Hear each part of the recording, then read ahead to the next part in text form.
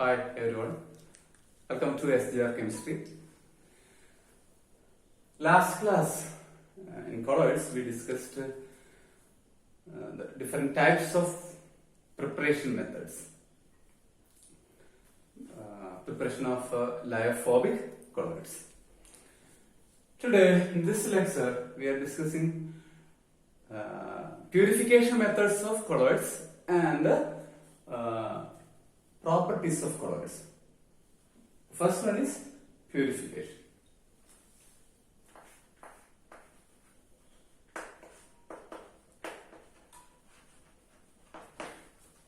Purification of colloids.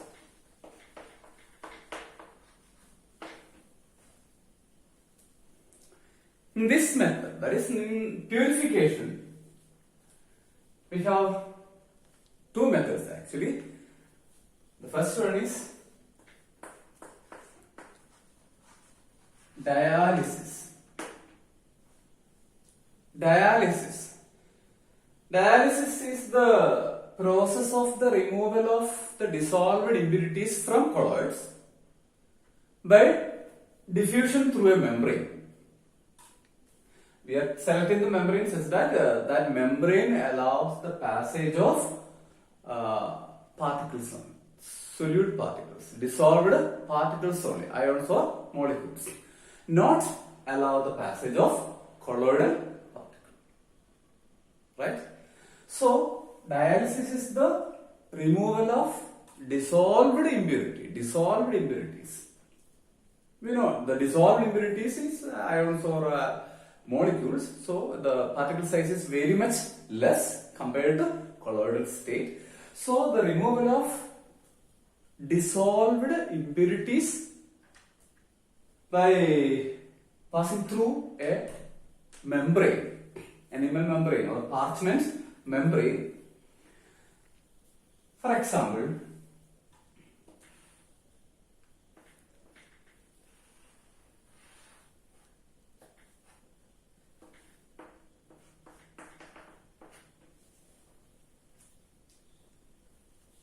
this is this container filled with water,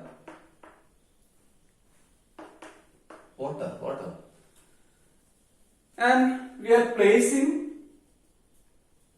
the membrane, the sac or the container of the membrane. For example,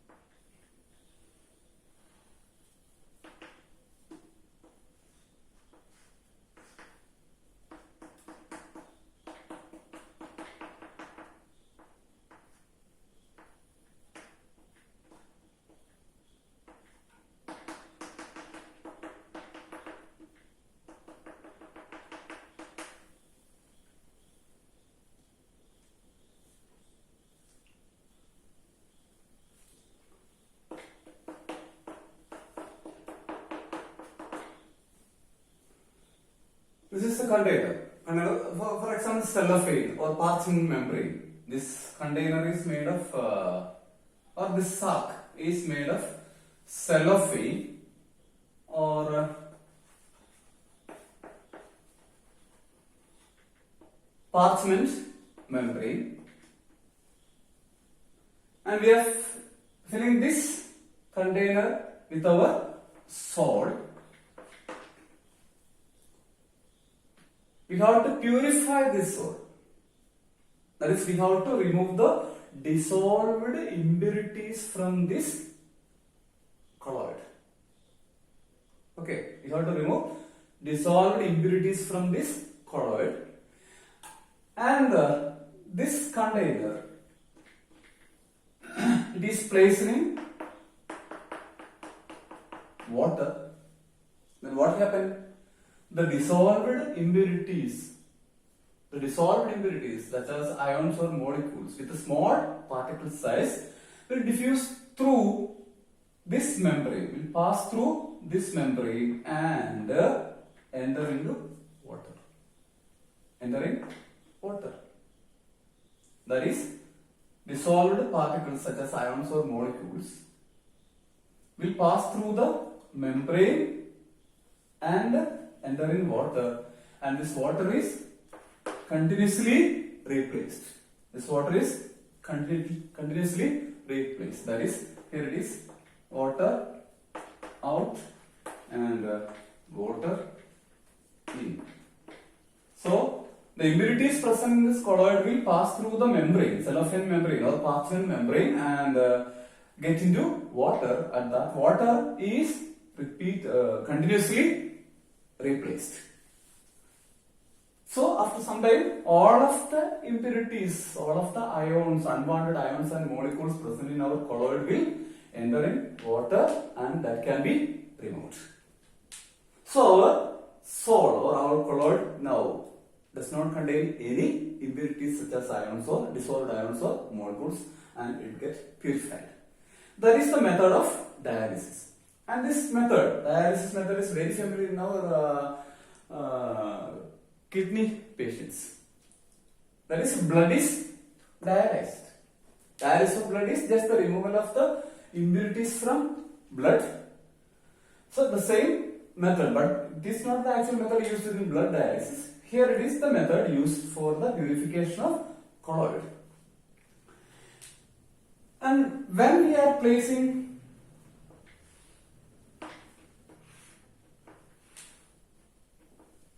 two electrodes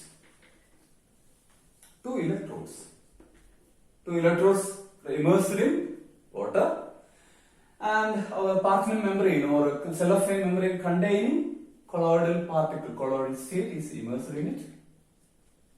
Then electricity is passing through the electrode, and potential is applied. What happens? The same thing, that is, the dissolved ions or molecules will move or will diffuse through the parchment membrane or cellophane membrane from the colloidal state into water. That is, the dissolved impurities in this colloid will pass through the cellophane membrane or parchment membrane and enter in water. But what is the difference is that here we are applying an electric field. When an electric field is applied, the movement of ions become faster. So by the application of electric field, we can remove the impurities very much faster than ordinary dialysis. So dialysis using an electric field is known as electrodialysis.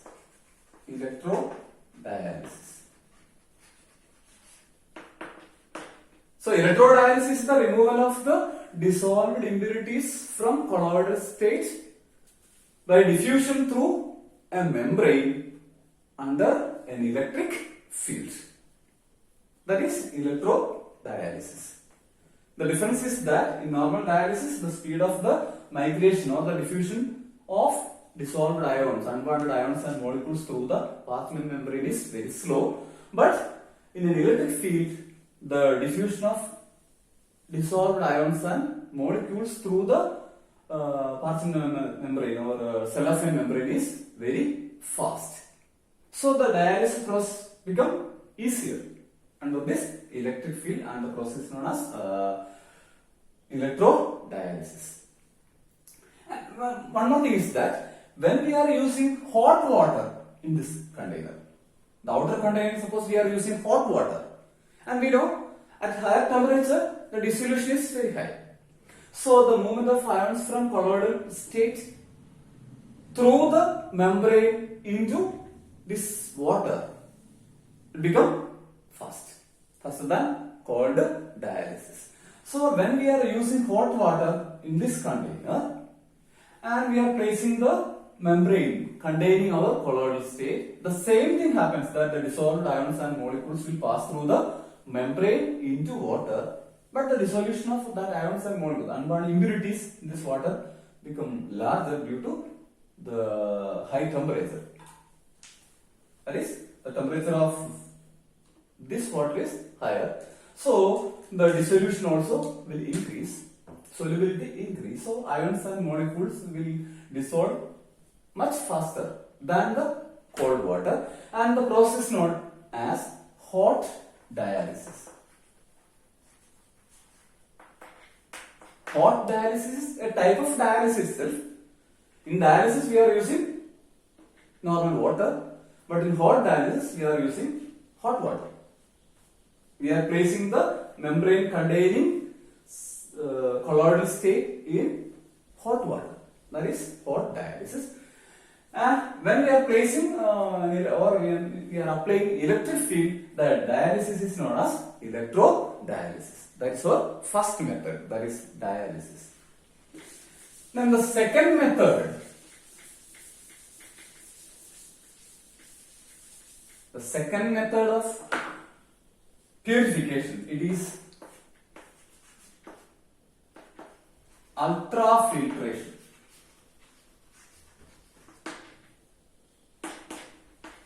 Ultrafiltration. You know what is filtration? That is impurities, that is particles with a larger size can be removed by passing through a filter paper. We can remove the larger particles by passing through a filter paper. That is, we can separate a precipitate from a solution by passing through it a precipitate. Passing through a filter paper. Okay. Passing through a filter paper, we can remove we can separate precipitate. But we know the particle size of colloids are smaller than precipitate. So when we are pouring or we are passing colloids through a filter paper, the colloidal particles will also pass through the pores, pass through the filter paper. So we cannot retain the colloidal particle. Along with the ions and molecules, that is dissolved impurities, colloidal particles also will pass through the filter paper. So it is not possible. So we have to reduce the pore size. We have to reduce the pore size of a filter paper. We can reduce the pore size of the filter paper. After reducing the pore size, we can pour, we can pass colloidal state through that filter paper. Then the colloidal particle will be retained because the pore size is very much small than the colloidal size. How can we reduce the pore size of a filter paper? It's very simple. The filter paper is impregnated with some material such as starch or collodion. Normally we are using collodion, which is a 4% solution of nitrocellulose. 4% solution of nitrocellulose in alcohol, in a mixture of alcohol and ether. That is, nitrocellulose is dissolved in alcohol and ether mixture to prepare a 4% solution. That 4% solution of nitrocellulose in a mixture of alcohol and ether is known as collodion. When this collodion is impregnated with our normal filter paper, what happens is that this collodion covers the pore and reduces pore size. Such a filter paper with the reduced pore size is known as ultrafilter paper. The filter paper, the pore size of which is reduced using some material such as collodion. Such a filter paper is known as ultrafilter paper. So you just remember the difference between filter paper and ultra filter paper. In filter paper, the process is bigger, but the ultra filter paper, the process is reduced by using some agents such as colloidal. After reducing the pore size, when we are passing colloids through that ultra filter paper, the colloidal particle is retained and the dissolved ions and molecules will pass through the small pores. So after filtration, we are getting colloidal particles, colloidal state in our ultra filter paper. That method is known as ultrafiltration. Ultrafiltration is just filtration using ultra filter paper. Why we are using ultra filter paper? Because the normal filter paper, the process is very large. So not only ions and molecules, but colloidal particles can also pass through it. So in order to retain the colloidal particles, we have to reduce the pore size. So we are reducing the pore size by impregnating with the collodion, some agents, and the reduced filter paper is, that is pore size reduced filter paper is known as ultra filter paper. Then the filtration using ultra filter paper is known as ultra filtration. That is our second method for purification. These are the two methods we are adopting for the purification of colloids. Then we are discussing properties of colloids. Properties of colloids.